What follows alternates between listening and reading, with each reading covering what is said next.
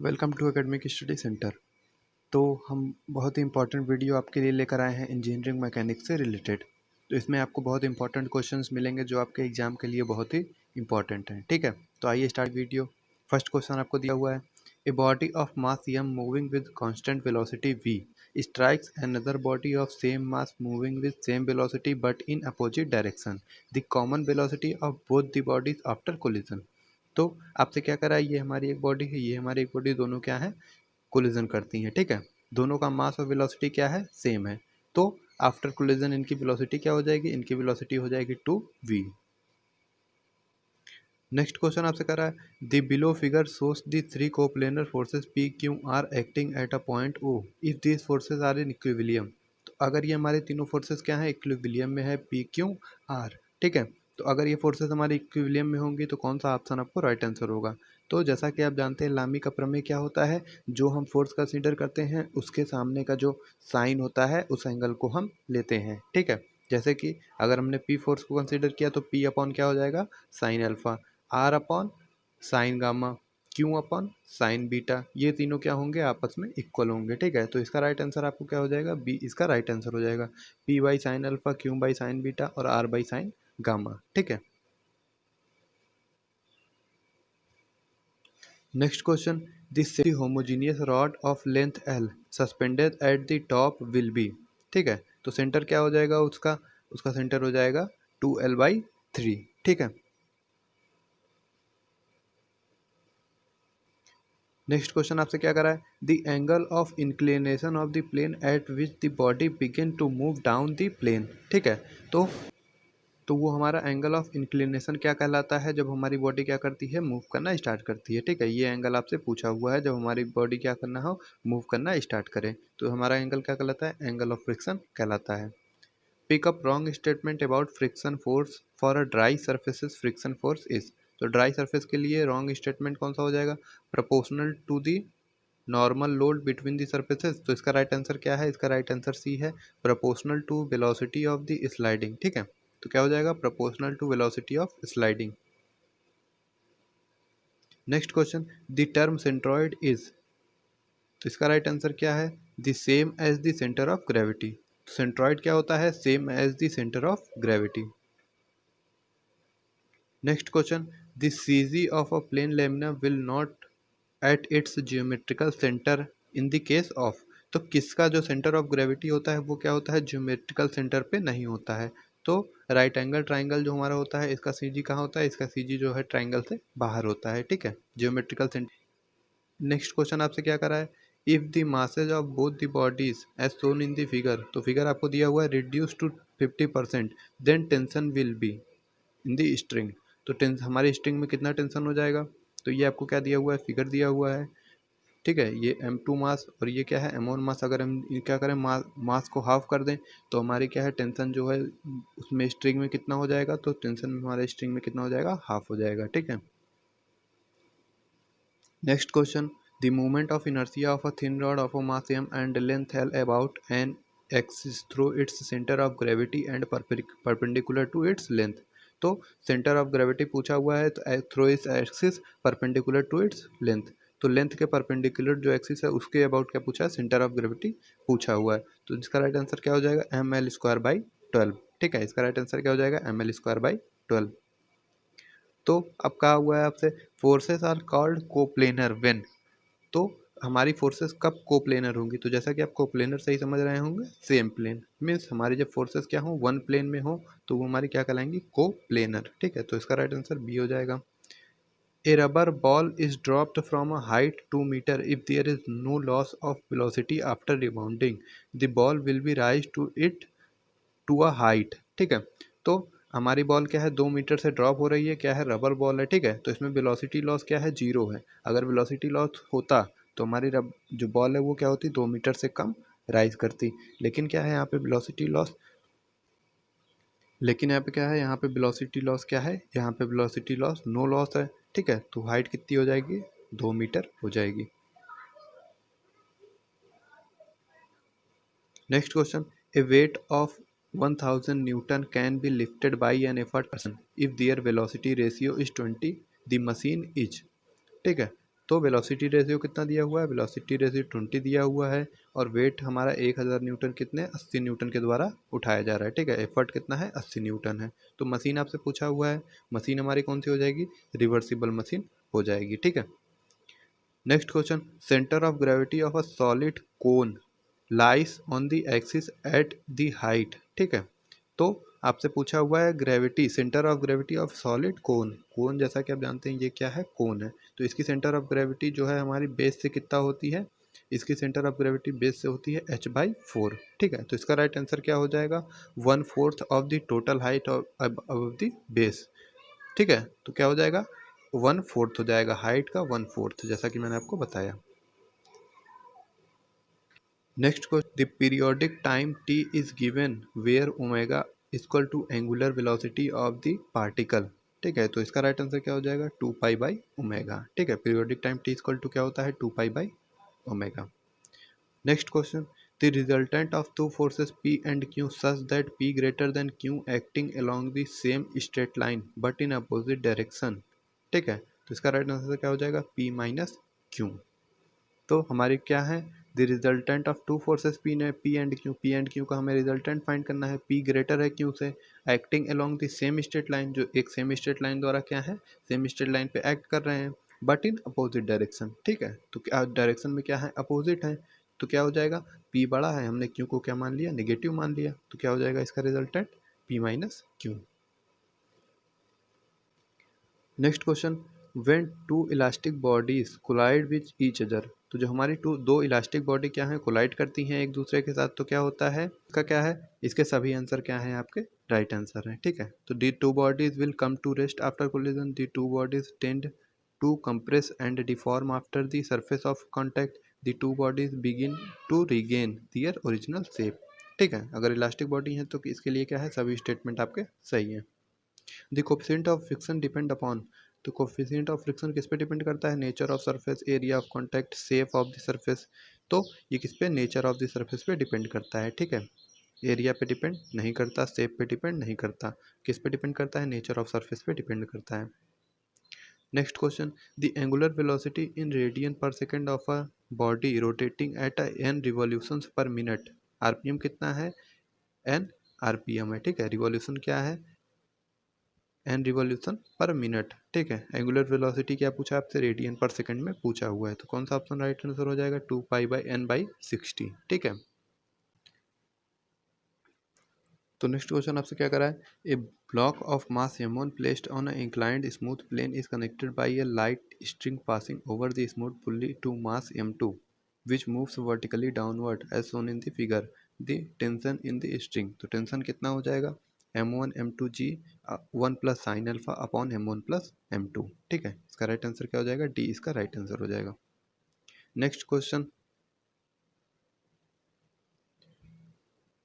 in determining stresses in frames by method of section, the frame is divided into two-part imaginary section drawn in the such a way as not to come more than three members with unknown forces with the frame, ठीक है। तो इसका right answer क्या है, इसका right answer भी है, three members with unknown forces of the frame.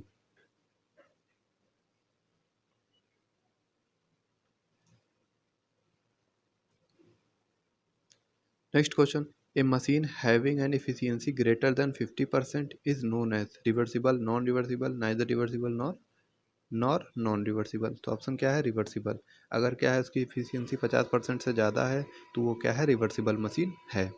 The algebraic sum of the movement of the forces forming couple about any point in their plane is equal to the movement of the couple, ठीक है। Equal to the क्या हो जाएगा, movement of the couple. Next question, in the lever of third order, the load W, effort P and fulcrum F are oriented as follow, तो क्या हो जाएगा, W between P and F, तो जो W होगा थर्ड ऑर्डर में है, ठीक है। लीवर हमारा क्या है, in the lever of third order, third order के लीवर में क्या हो जाता है, हमारा जो W होता है वो P एंड F के कहाँ होता है, बीच में होता है, ठीक है। Next question, which of the following statement is correct, कौन सा है, आपको सभी आंसर के आपके क्या है करेक्ट हैं। The algebraic sum of forces constituting the couple is zero. तो अलजेब्रिक सम क्या होता है, जो हमारे कपल बनाते हैं उनका अलजेब्रिक सम क्या होता है, जीरो होता है। The algebraic sum of the forces constituting the couple about any point is the same. A couple can not be balanced by a single force. Couple को सिंगल फोर्स के द्वारा balance नहीं किया जा सकता, but can be balanced only by a couple of a opposite sense. तो opposite sense में जो हमारा कपल है उसके द्वारा हम क्या कर सकते हैं, किसी कपल को बैलेंस कर सकते हैं। किसी कपल को क्या है, सिंगल फोर्स के द्वारा बैलेंस नहीं किया जा सकता। Next question, a heavy ladder resting on the floor and against a vertical wall may not be in equilibrium. तो इसका राइट आंसर क्या है, सी है, the floor and wall both are smooth surfaces.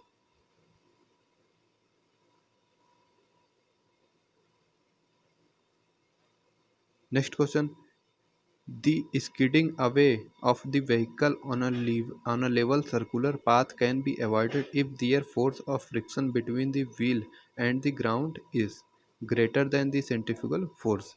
तो स्किडिंग हम कब away कर सकते हैं, मतलब स्किडिंग हमारी कब नहीं होगी, जब हमारी क्या हो, सेंट्रीफ्यूगल फोर्स ज़्यादा हो। ठीक है। Coulomb friction is the friction between bodies having relative motion. तो कूलम्ब कहाँ लगता है, जो बॉडी हमारी होती है, बॉडीज हैविंग रिलेटिव मोशन, तो उनके बीच का फ्रिक्शन को हम क्या कहते हैं, कूलम्ब फ्रिक्शन कहते हैं। Next question, the time of flight T of a projectile motion of an upward inclined plane is. तो आपसे क्या पूछा है, फ्लाइट टाइम पूछा हुआ है। फ्लाइट टाइम का फॉर्मूला क्या होता है, वेलोसिटी ऑफ प्रोजेक्शन क्या है, u है, एंगल ऑफ प्रोजेक्शन अल्फा है, and beta inclination of the plane है। ठीक है। तो इसके लिए आपसे पूछा हुआ है फ्लाइट टाइम। तो इसका राइट आंसर क्या हो जाएगा, इसका राइट आंसर बी हो जाएगा, T equal to 2u sine alpha minus beta upon g cos beta. ठीक है।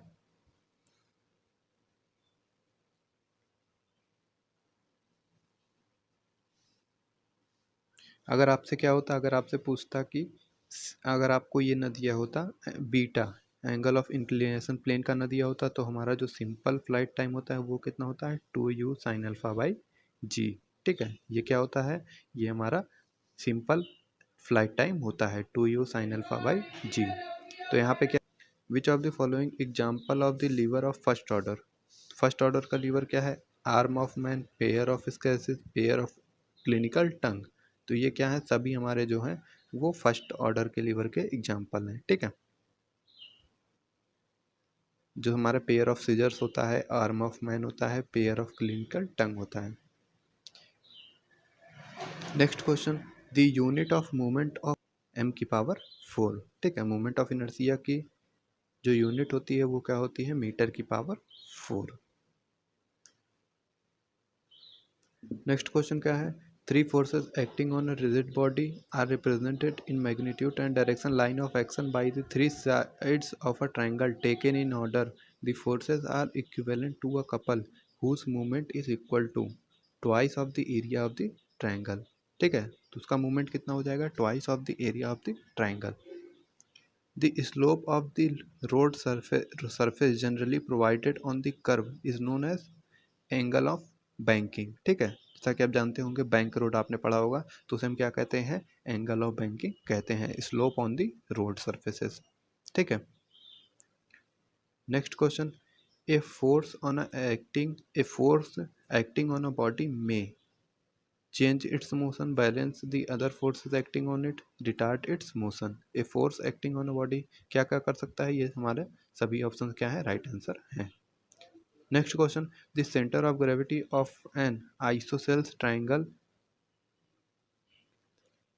With base P and sides Q from its base. ठीक है। सेंटर ऑफ ग्रेविटी पूछा हुआ है, किसका पूछा हुआ है, आइसोस्केल्स ट्राइंगल। ठीक है। आइसोस्केल ट्राइंगल हमारा जो सेंटर ऑफ ग्रेविटी इसका होता है, कितना होता है, under root P 4 P square minus Q square upon 6। ठीक है।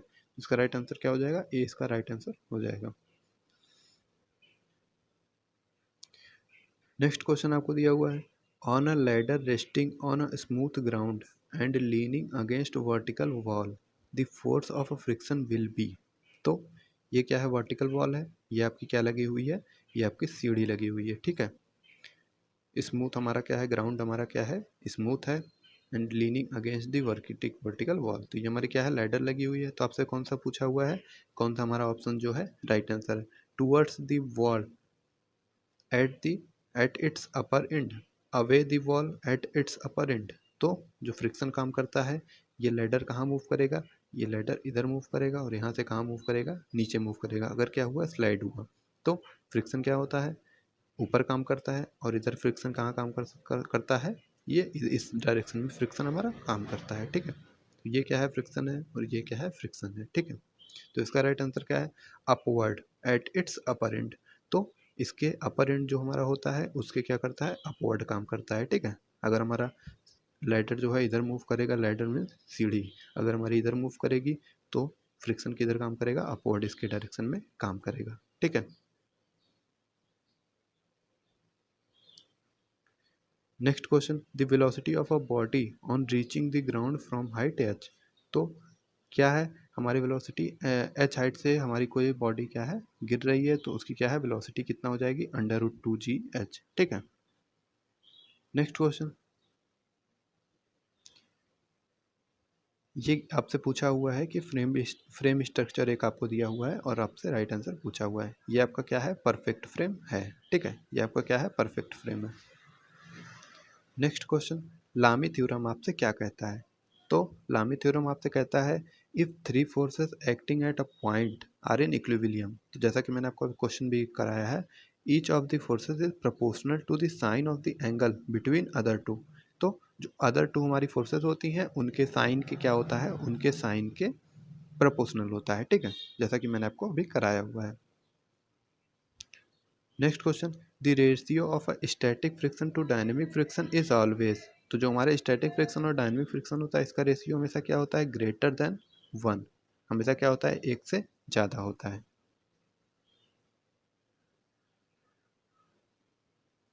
तो thank you friends, thanks for watching. Next video में मैं इसके आगे क्वेश्चन आपके साथ डिस्कस करूंगा। इस वीडियो को ज़्यादा से ज़्यादा शेयर करें। Thank you friends, thanks for watching.